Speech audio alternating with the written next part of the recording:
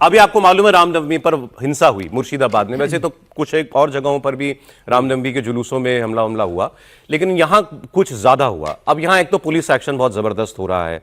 अब ममता बनर्जी ये कह रही हैं कि दंगा भी इसलिए हुआ और अब बाद में जो हो रहा है ये भी कि मेरे हाथ में ही नहीं है पुलिस। अब इलेक्शन कमीशन ने सारे लोगों के अफसरों के ट्रांसफर कर दिए हैं। शुक्रवार को मुर्शिदाबाद में रघुनाथगंज में रामनवमी के जुलूस के दौरान हिंदू मुसलमानों की भीड़ जो है वो आमने सामने आ गई थी और फिर काफी आगजनी उसके बाद हुई थी। अभी तक 30 लोगों को इस पूरे सिलसिले में गिरफ्तार कर लिया गया है। ममता बनर्जी हिंसा के लिए बीजेपी को जिम्मेदार ठहरा रही हैं। वो कह रही हैं कि रघुनाथगंज में जो कुछ हुआ वो बीजेपी ने कराया। कांग्रेस भी अब बीजेपी की पिच पर आकर लेकिन बात कर रही है। कांग्रेस के नेता अधीर रंजन चौधरी हैं, वो कह रहे हैं कि ये पहले भी हुआ है, मुर्शिदाबाद में ही दंगे क्यों होते हैं।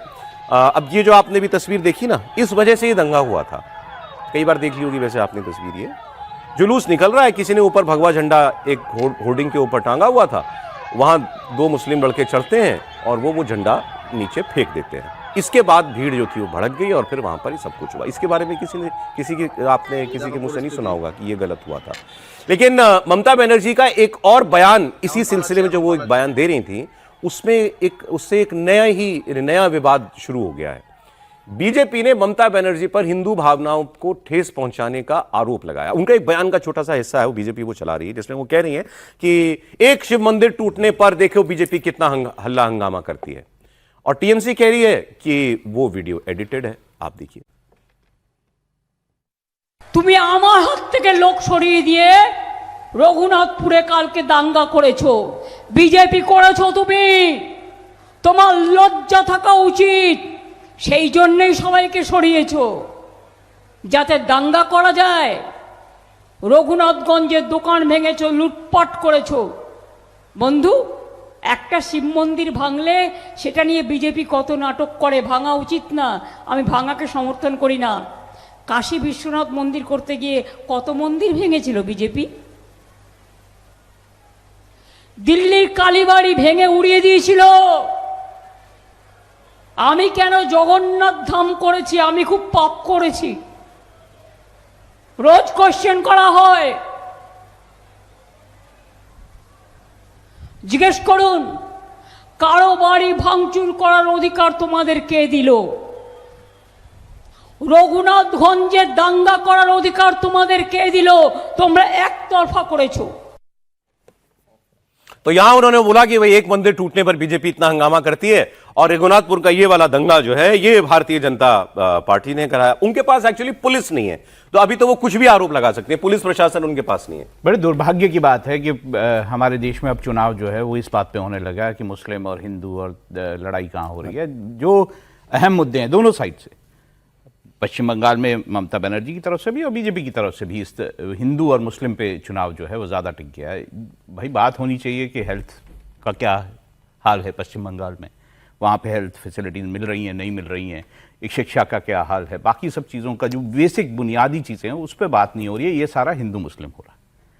देखिए ये बातें भारतीय चुनाव में होनी भी चाहिए कि भाई अगर मैं हॉस्पिटल जाता हूं तो वहां पर मुझे जो है किस तरह का ट्रीटमेंट मिलता है नहीं मिलता है, ये बेसिक चीजें हैं। पर हिंदू मुस्लिम हो रहा है, दोनों साइड से हो रहा है, ऐसा नहीं है कि एक साइड से हो रहा है सब कुछ। और ये बड़े दुर्भाग्यपूर्ण बात है कि हमारे देश में चुनावों में अहम मुद्दे जो है वो पीछे रह जाते हैं। ये तो ठीक है सर, लेकिन ये जो हुआ है अब वहां तो वायलेंस हुई। अब ममता बनर्जी कह रही हैं कि बीजेपी ने, इसका मतलब बीजेपी ने लोगों को कहा तुम जाके ऊपर से झंडा फेंको तभी दंगा हुआ, या वो ये कहना चाहती हैं कि जो जुलूस निकल रहा था वो बीजेपी वालों का जुलूस था, वो मतलब आम हिंदू श्रद्धालु नहीं था। मुझे तो वो याद आ रहा है कि बातें आई हैं उसमें, ये भी बात आई है कि म्यूजिक तेज चला रहा था वहां पे, उसको लेकर ऑब्जेक्शन, कई तरह की बातें हैं। भाई आपको यूपी का एक मामला याद है, त्रिपाठी जी को याद होगा, वो कहाँ एक बहराइच में यही सेम बात सेम चीज हुई थी।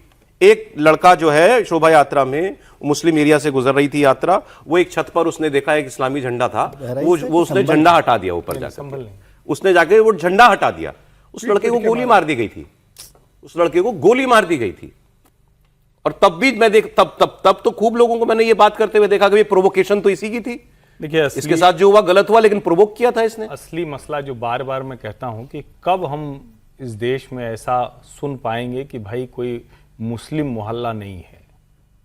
कोई भी आसानी से खड़ा होकर कह देता है कि भाई वो तो मुस्लिम इलाके से जा रहे थे, जरा उनको सोचना चाहिए था। तो ये तो देश ही हिंदुओं का था, यहां तो आके घुस के आ गए थे आक्रांता, क्या करें फिर, अब उस तरह से बात करें?